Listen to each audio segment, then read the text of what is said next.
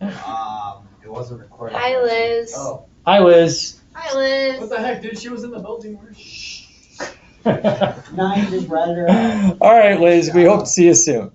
So yesterday, do you She's remember? not watching this video. Come on.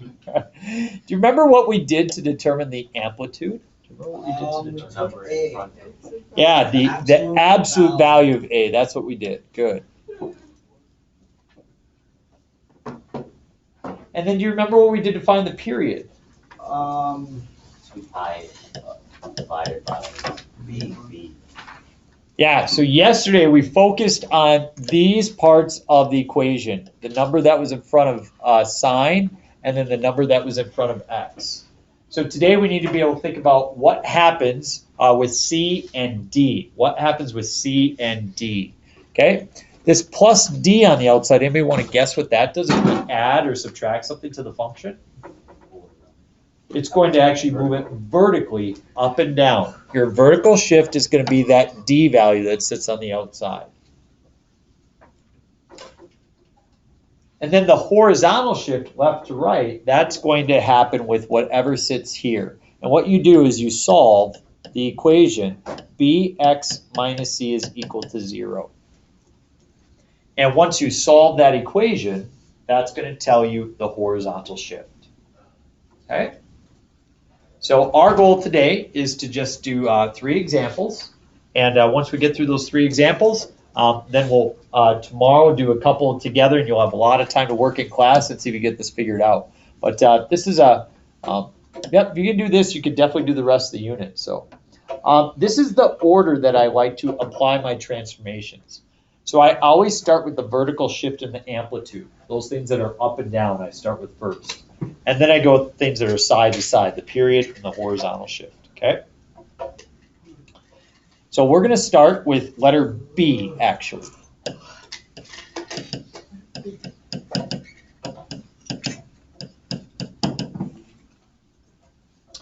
So the vertical shift is the number that's being added or subtracted at the end of the equation. So what is the vertical shift here? Positive 2. And so what do I do with that 2? Well, instead of the graph being centered around this x-axis, it's going to be centered around the line y equals 2. So I draw a new axis that's up 2 units.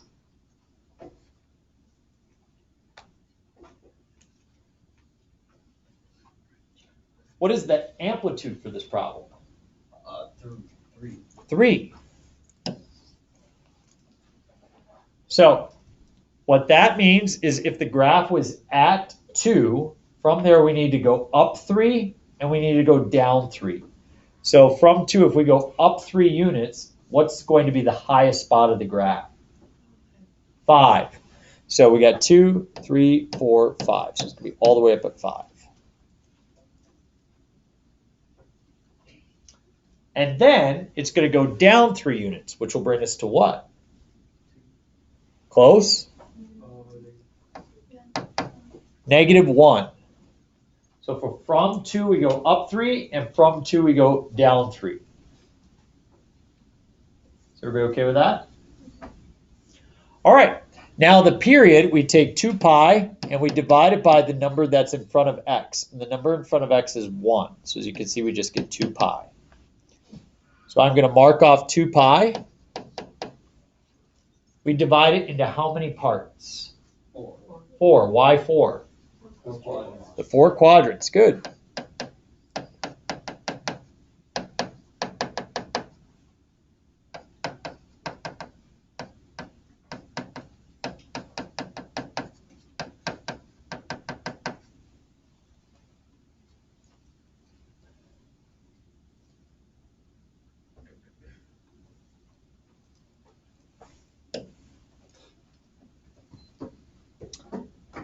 And now finally the horizontal shift. As you notice, there's nothing on the inside of this set of parentheses other than x. So there is no horizontal shift. Okay? There is a horizontal shift for the next one. For example, suppose we had y is equal to x squared plus 4, and we had y equals x minus 3 squared plus 4. Notice that there is a horizontal shift for the bottom one, but there's not for the top one. You see that? Okay. Yeah, that set of parentheses, that's going to create a horizontal shift. Okay. So let's start by graphing this now. It's 3 cosine of x plus 2. Where is it going to start? Max, min, or middle? At the top. Yep. Cosine starts at the top. And then from there, we follow our pattern. It will go to the middle, to the bottom, to the middle, and to the top.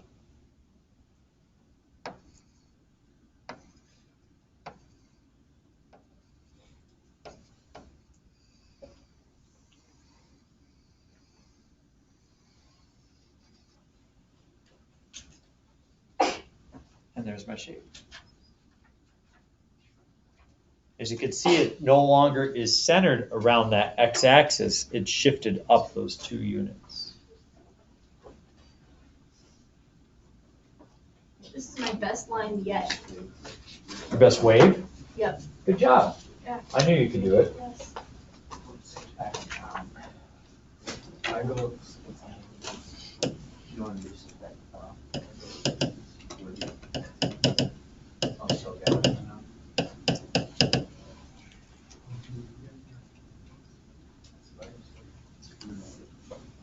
All right, let's look at the example A. What is the vertical shift, up or down?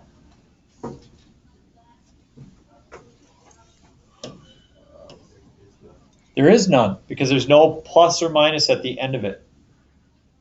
Like here, there's a plus 2 on the end. There's no plus or minus after the set of parentheses there, okay? What's the amplitude? 1. 1. So this graph is going to be centered right at 0. It will go up 1 unit, and it will go down 1 unit.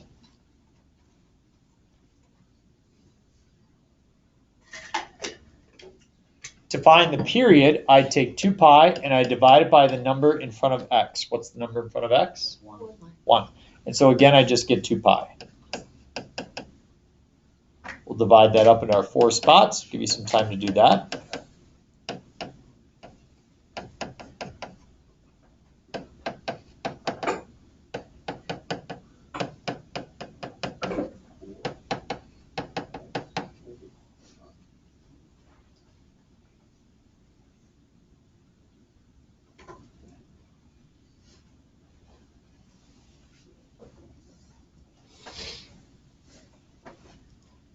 And now here's an important part. Before I do anything with the horizontal shift, I sketch the graph as though it doesn't have a horizontal shift.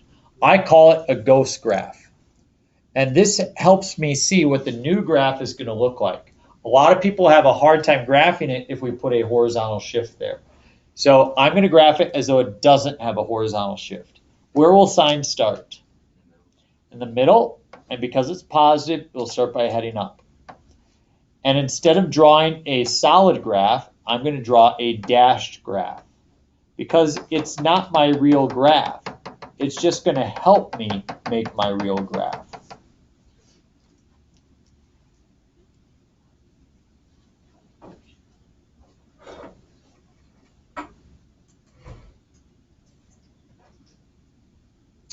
In order to find my horizontal shift, I take what's inside the parentheses here, x minus pi over 4, and I set it equal to 0 and solve.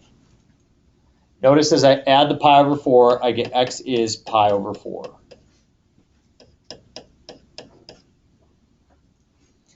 Now is the very important part for us to quantify how much is pi over 4. How does pi over 4 compare to a tick mark? It's half of pi over 2.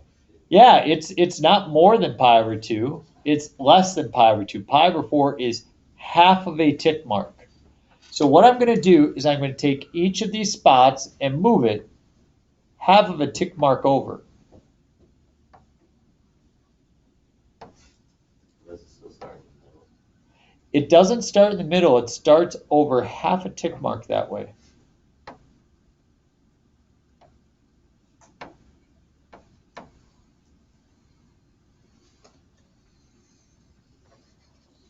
And you should see that your new graph should look identical to the ghost graph, just moved to the right.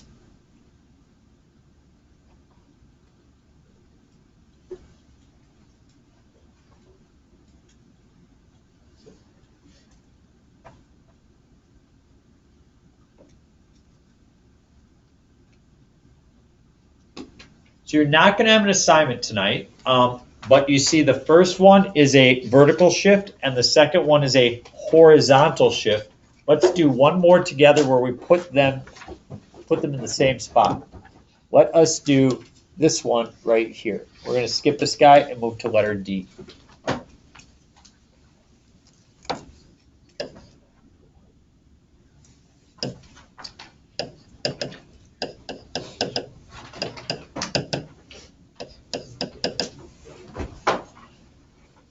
Before we draw any graph, I would like you to see if you could quick take a minute, minute and a half, and identify all four of these without drawing anything there.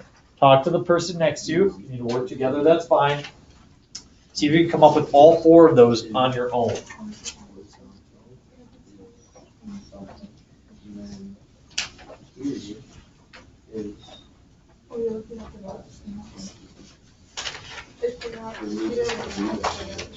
I think so.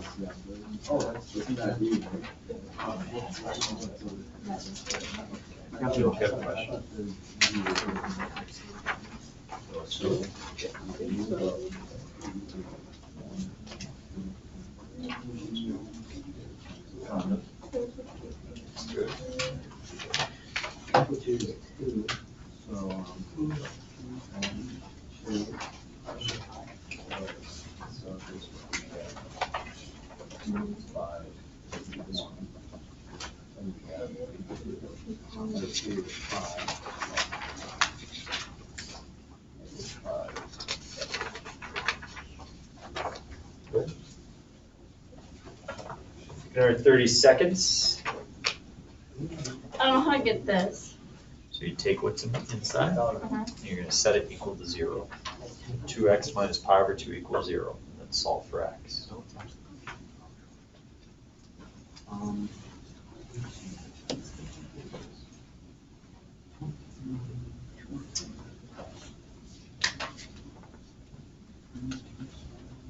Okay, I should see a vertical shift of 3. Any questions on vertical shift of 3? I should see an amplitude of 1. The period is 2 pi divided by 2, so I should see pi for your period.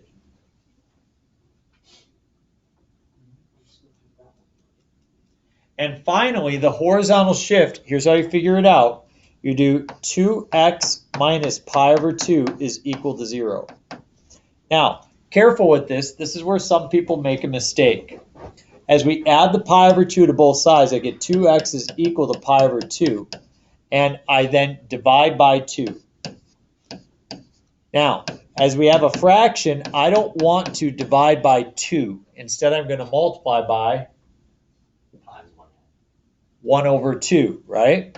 So you have this 2 here, so divided by 2 over 1, you're going to multiply by 1 over 2. And you get pi over 4. Pi over 4 is our horizontal shift.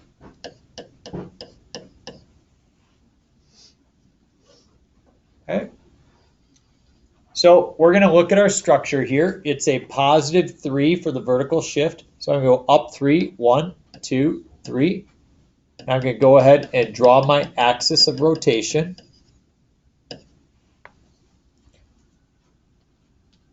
Then I move on to my amplitude of 1.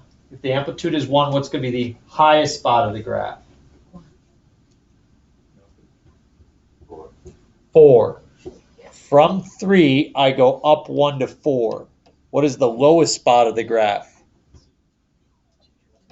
2. The entire graph is going to sit between 4 and 2. It's never going to drop below the x-axis.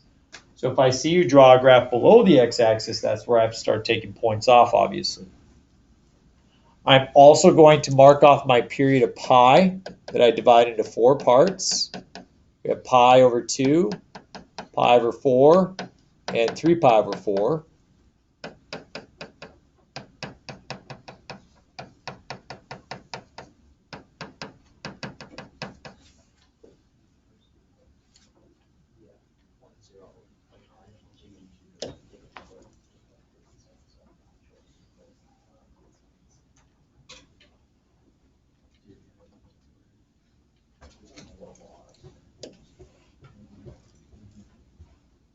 And there is a horizontal shift. I don't want to do anything about the horizontal shift yet. What I would like to do is I would like to graph it without a horizontal shift. Where does this start? In the middle. And will it start by going up or down? Down. Down because it's negative. If the bell rings, please just sit through it. It's we're going to be done here in just a second.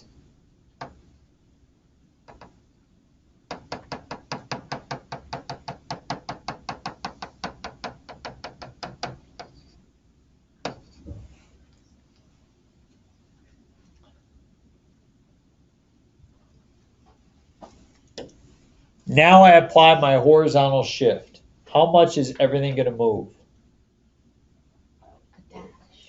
Pi over 4, which, as you said, Liv, is 1 dash or 1 tick mark. So I move everything to the right, 1 tick mark.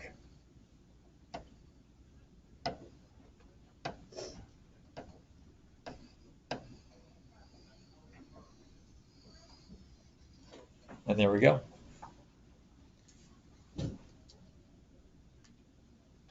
If you can do that, and tomorrow we're going to practice that with your assignment, we'll do a practice problem start, and we'll get you guys going, but you can get an A+ on this next test if you can learn to do that. Everything from that will be easier, trust me. Hey, nice job. I hope you guys have a great day.